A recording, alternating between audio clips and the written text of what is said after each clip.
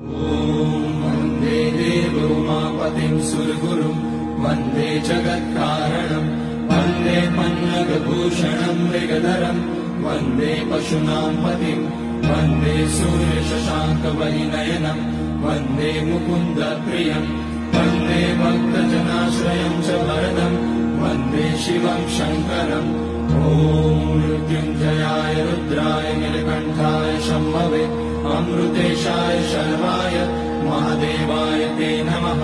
नमस्तेऽस्तु भगवन् विश्वेश्वराय महादेवाय त्र्यम्बकाय त्रिपुरान्तकाय त्रिकाग्निकालाय कालाग्निरुद्राय नीलकण्ठाय मृत्युञ्जयाय सर्वेश्वराय सदाशिवाय श्रीमान् महादेवाय नमः। नमः शम्भवाय च मयोभवाय च नमः शङ्कराय च मयस्कराय च नमः।